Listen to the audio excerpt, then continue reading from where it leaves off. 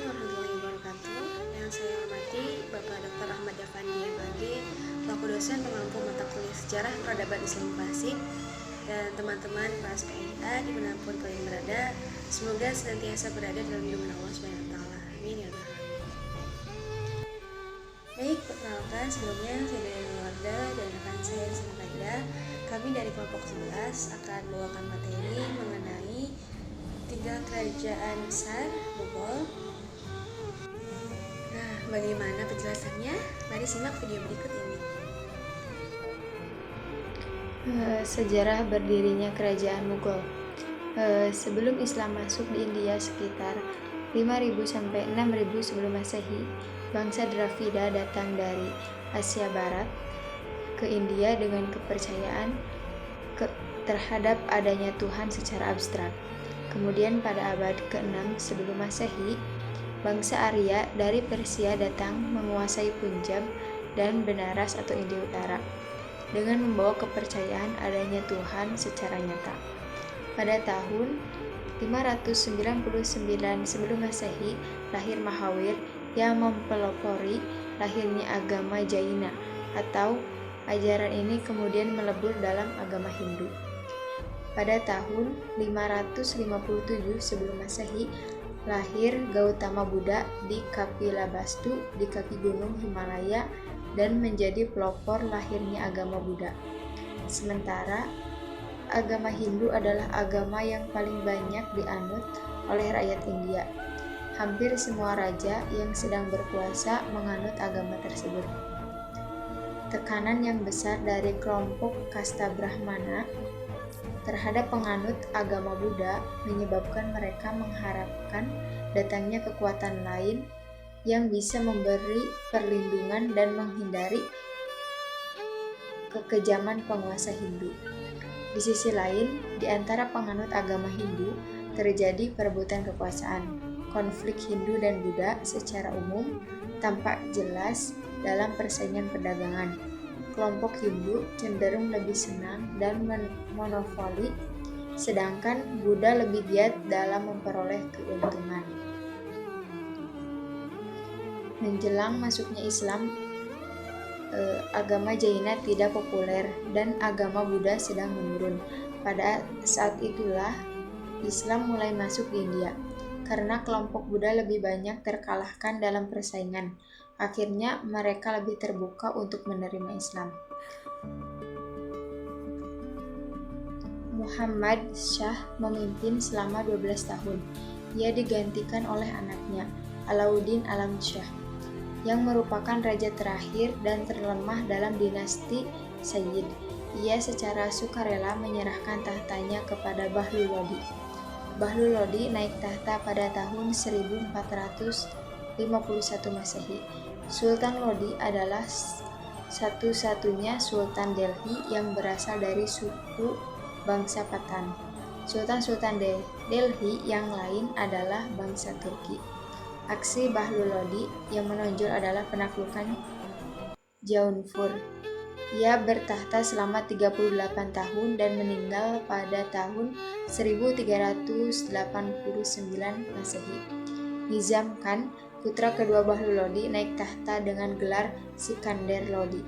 Ia meninggal dunia pada tahun 1517 Masehi.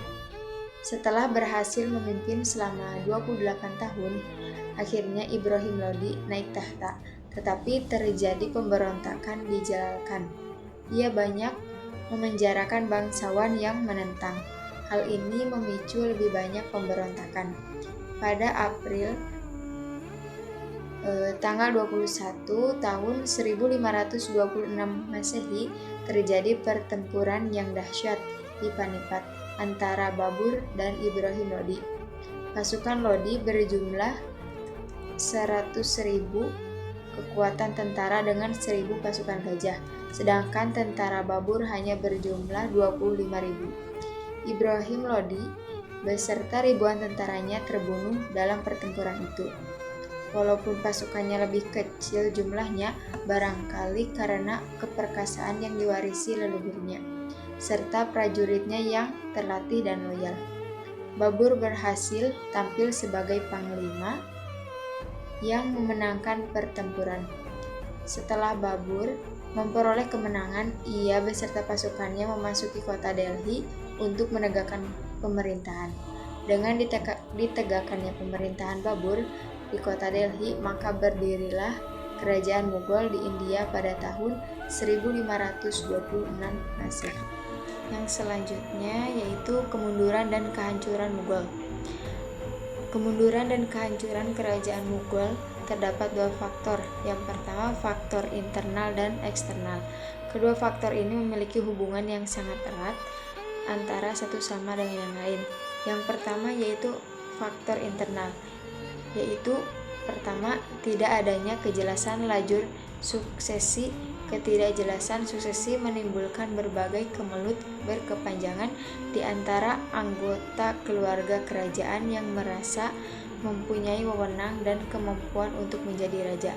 Akibatnya, perebutan kekuasaan melalui kekerasan dan bahkan perang saudara sering tidak terhindarkan lagi.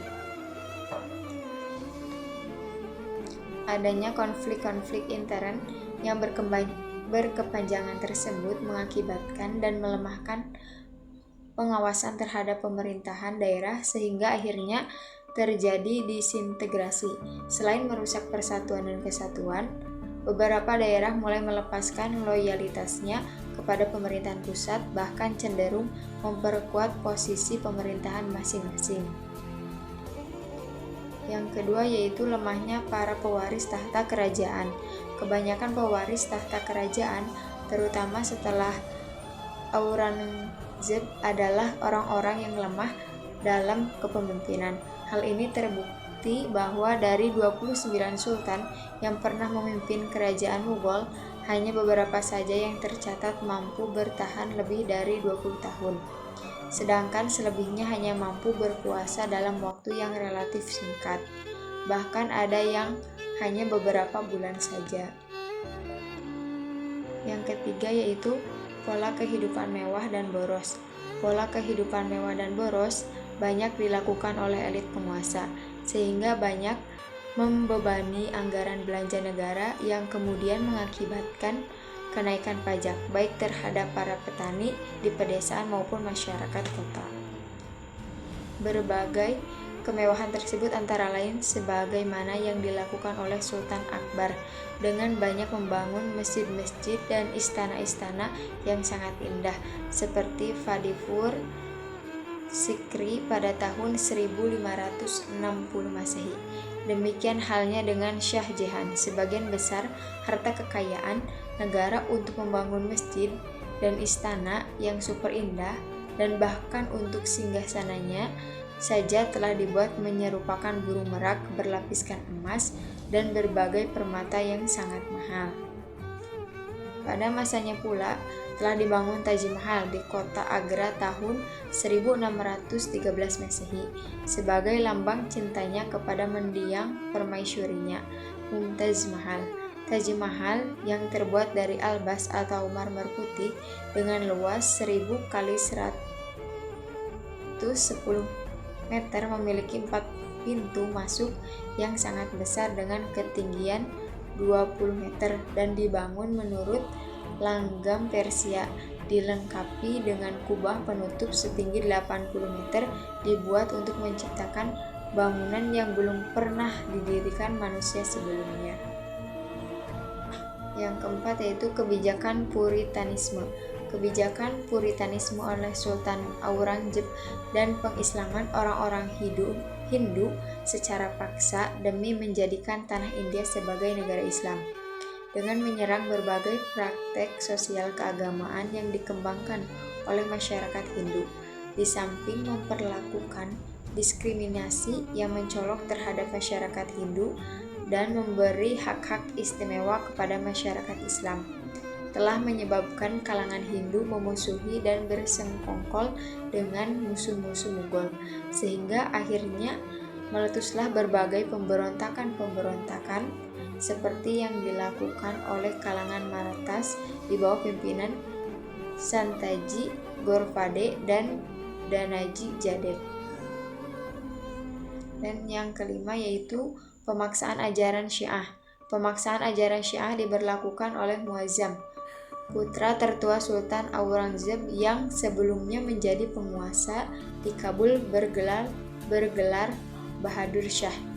Pemaksaan ini bertentangan dengan kebijaksanaan para sultan Mughal sebelumnya, seperti Shah Jahan yang justru berkeinginan mempersatukan Asia Tengah dan India dalam sebuah kekaisaran Sunni.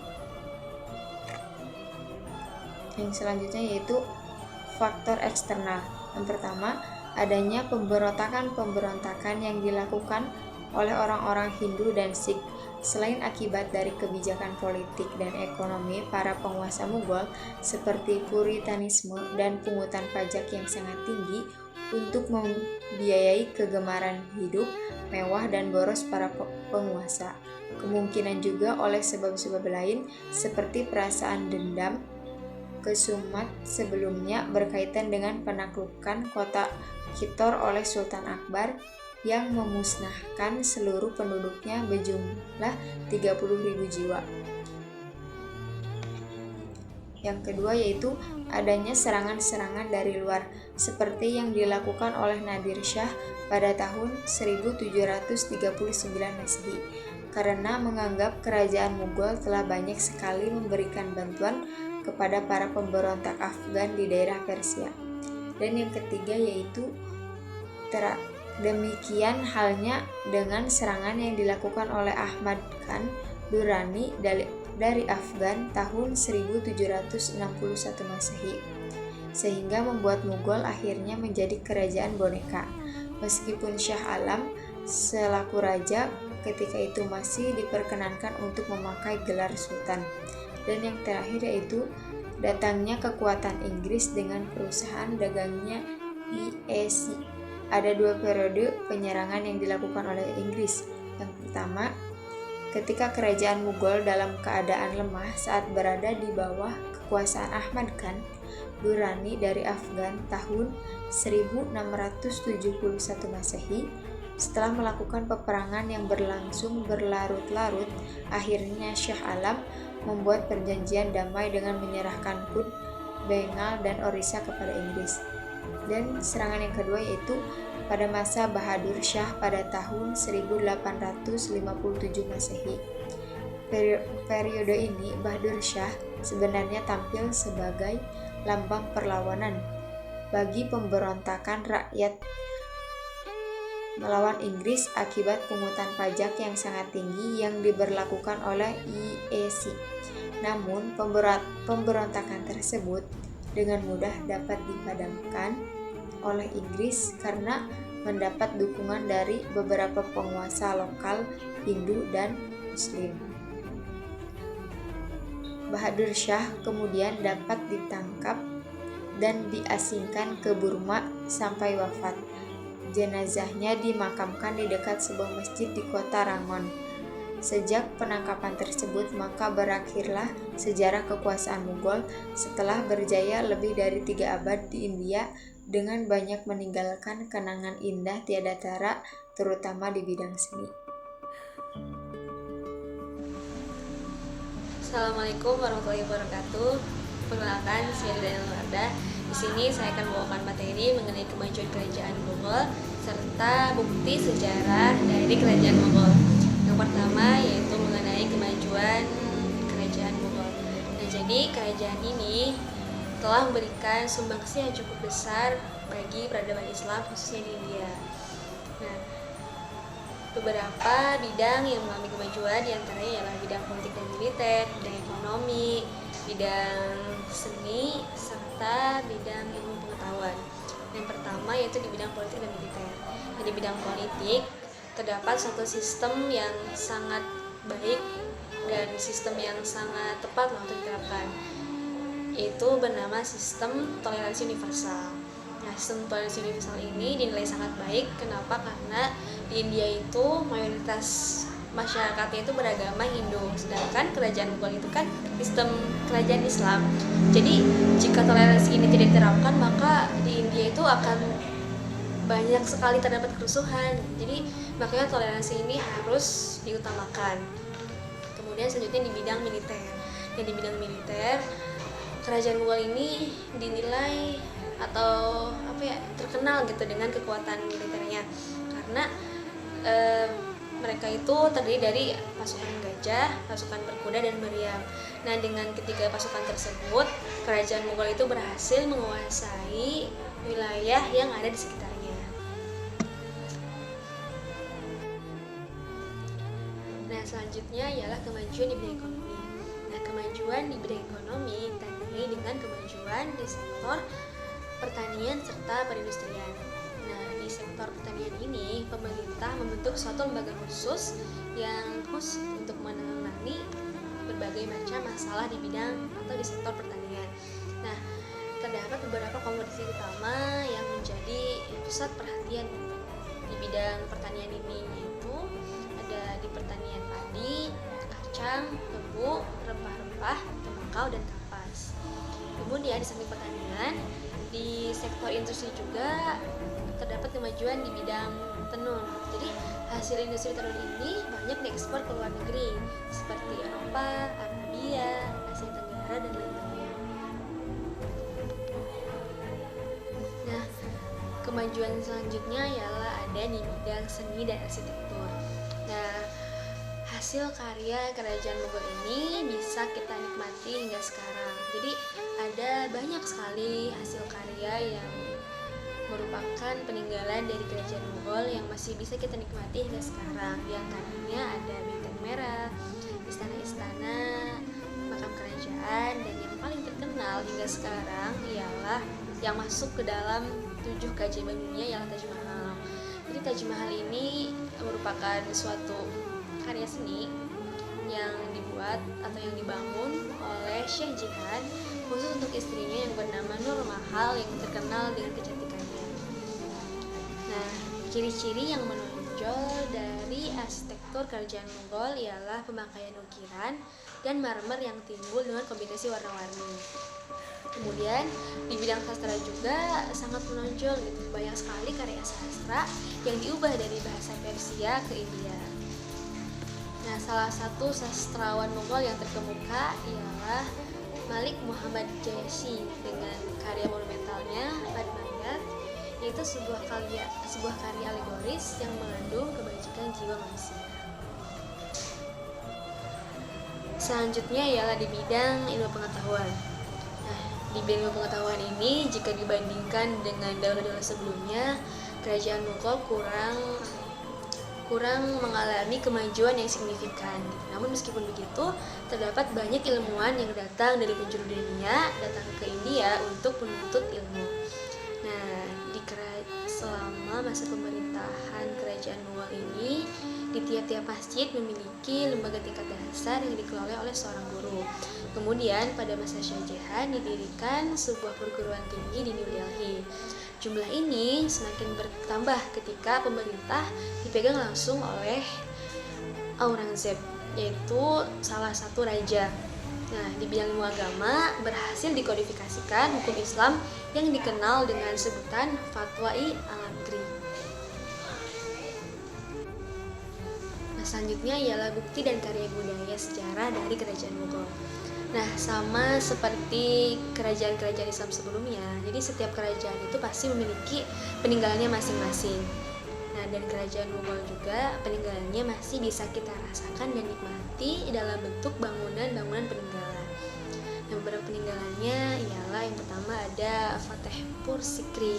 Jadi Fatehpur Sikri ini merupakan sebuah kota yang dibangun oleh Sultan Akbar pada tahun 1569 untuk mengenang seorang sufi dan wali Allah bernama Hazrat Salim Chishti. Di kota ini terdapat sebuah masjid agung dan pintu tinggi yang dikenal sangat indah. Selanjutnya ialah Taj Mahal. Taj Mahal ini merupakan salah satu dari 7 keajaiban dunia yang keindahannya masih bisa kita rasakan hingga kini. Nah, bangunan yang terletak di pinggir sungai Jamuna di Agra ini dibangun selama 12 tahun dari 1631 hingga 1643. Nah, Taj Mahal ini dianggap sebagai simbol terbaik dari arsitektur Mughal dan simbol sejarah kekayaan India. Selanjutnya ialah Lal Qillah atau Benteng Merah. Nah, Pada tahun 1638, Shah Jahan mulai membangun Benteng Merah, sebuah kompleks yang difungsikan sebagai benteng, istana, dan taman. Sejarah mencatat, kompleks Benteng Merah ini pernah difungsikan sebagai kamp militer oleh pemerintah kolonial Inggris hingga kemerdekaan India pada tahun 1947. Kini, kompleks Benteng Merah menjadi salah satu bangunan monumen kuno terbesar dan tujuan wisata paling populer di kota tua New Delhi. Selanjutnya ialah Masjid Moti. Masjid Moti atau Masjid Mutiara ini merupakan bangunan tempat beribadah yang terletak di dalam kompleks Benteng Merah. Masjid ini dibangun pada tahun 1659 oleh Aurangzeb, penerus Shah Jahan, untuk dirinya sendiri. Masjid Moti ini memiliki 3 buah kubah kecil berhiaskan marmer putih. Arsitektur lain yang menonjol dari bangunan masjid ini adalah desain lengkung yang menghiasi 3 buah lorong yang menghubungkan bangunan ruang utama masjid dengan halaman. Nah, itulah diantaranya beberapa bidang yang mengalami kemajuan di Kerajaan Mughal serta bukti dan karya budaya sejarah di Kerajaan Mughal. Semoga apa yang kami sampaikan bisa bermanfaat. Apabila ada yang kurang berkenan, kami mohon maaf. Dan jika ada yang ingin bertanya, silakan ditanyakan saja di forum diskusi. Sekian dari kami. Wassalamualaikum warahmatullahi wabarakatuh.